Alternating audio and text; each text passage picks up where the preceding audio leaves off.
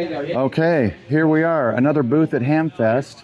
So, KJ5HST, introduce yourself and what do you have here? Well, we have a proof of concept at this point, and what I'm trying to do is solicit feedback from people to see whether this is a good approach or not.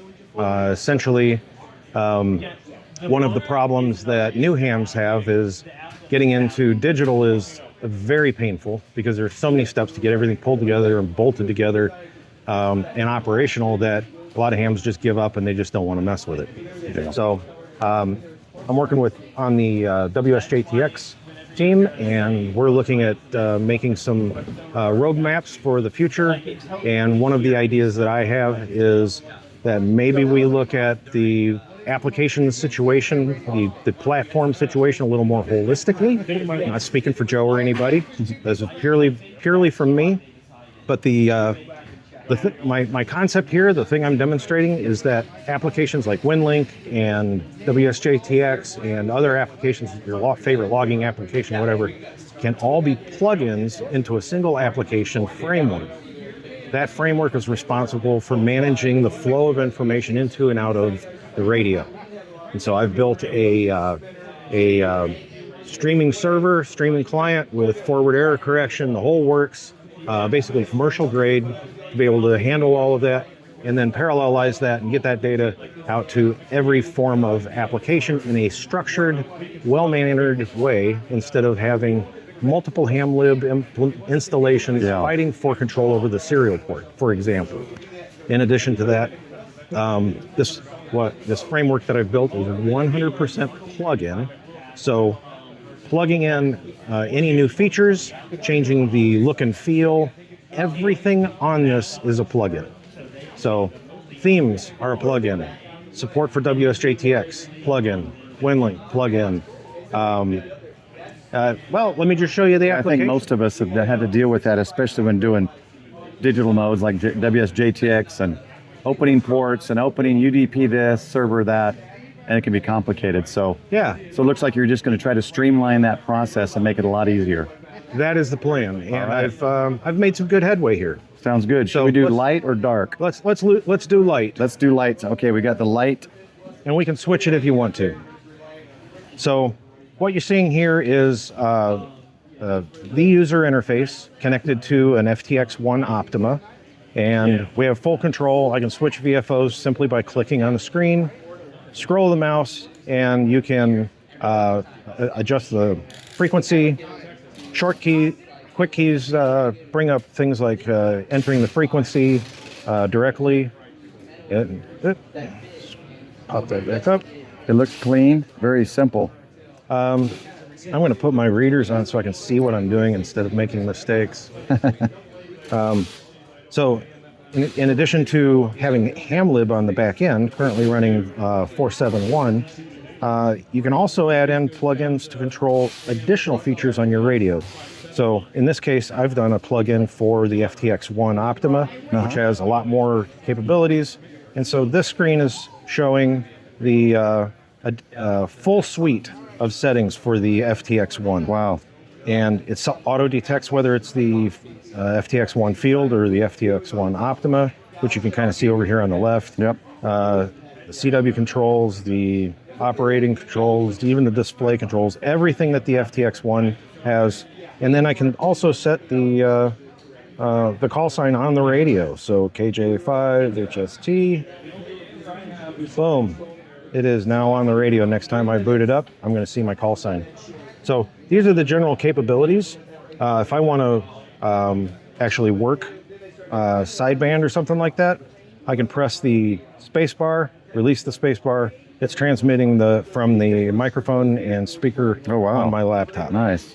So I've done a prototype of WinLink and gotten it working. This is the client side. And set it. Get your settings set up. Some of it I have disabled. So you can use WinLink in this? What's that? You can use WinLink through this? This will be very nice. It actually replaces the WinLink UI. Okay. You know, it's a full implementation. Yeah. That's one of the plugins that I built. And then wsjt-x, here's a quick and dirty interface. waterfall goes here, decodes go here. This is a QSL card, so you can select a decode. It'll show who it is that you'd be doing your QSO with, and then your operation, either manual, semi-automatic, automatic, calling CQ.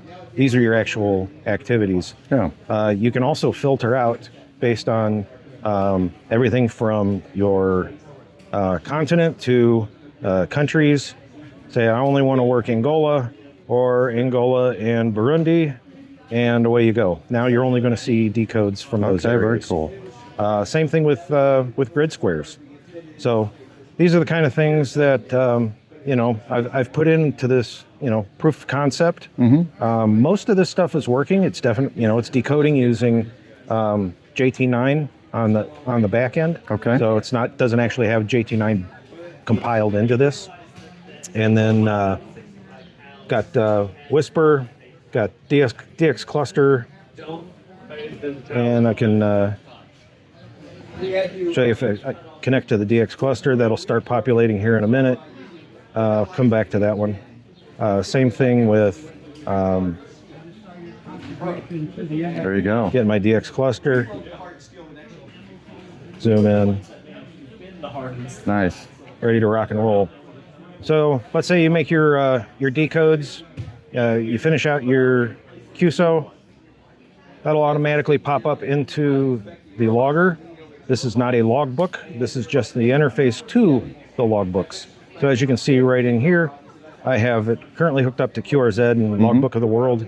And as I'm flipping through my contacts, I can see who's confirmed my contact. I can click on their call sign and it automatically pops up with their QSL card. So these are the kinds of things that I've kind of got baked into it at this point.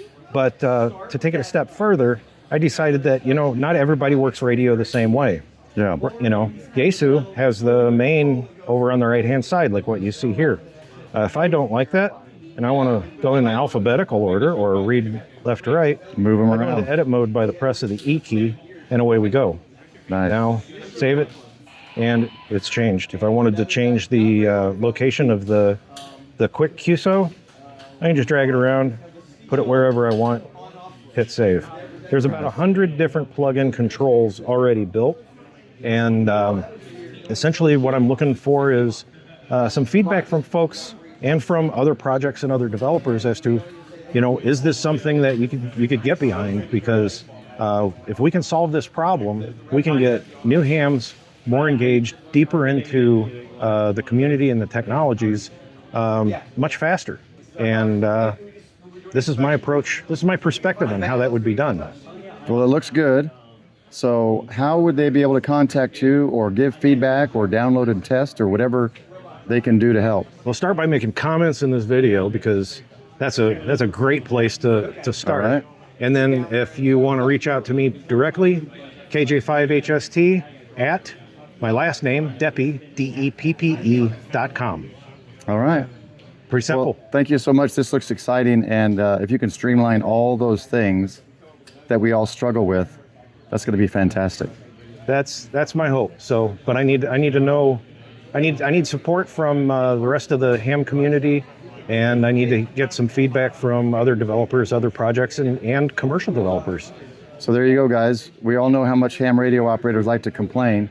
Now's your chance to complain and give feedback before you can have a chance to complain. This is your chance. So leave comments.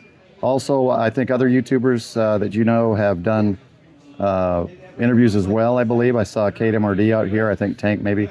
So leave your comments and suggestions, and we'll look forward to a very nice product to be able to link all of our stuff together. Thanks for taking the time. Hey, thanks for taking the time to look through this and solicit some feedback. I want to hear it. Sounds I got good. thick skin. All right, thanks so much.